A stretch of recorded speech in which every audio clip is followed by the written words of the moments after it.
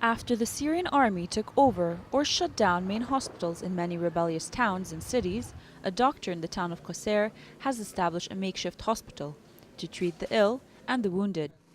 Qassem al-Zain, a Syrian physician, has set up a makeshift hospital in the town of Qusair, bordering Lebanon, and powered it by a generator due to electricity cuts in the area, after what he said was a raid by the army on the government hospital where he used to work. Here he treats people who are wounded and sick. 3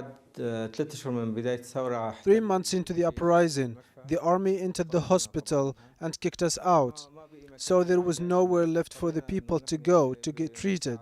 We had to set up this makeshift hospital with help from people who gave us humanitarian assistance in order to treat not just those who are wounded, but all the people who cannot go to a state hospital and people who have no money to go and get treated in other places. In the northern province of Idlib, injured protesters are examined by a nurse. I was in a protest carrying the independence flag.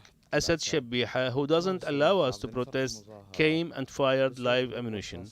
I was struck in my arm where a bullet hit the bones. The guys there, God bless them, managed to give us some basic treatment. All the people have serious injuries, but we have no capability to get better treatment than this.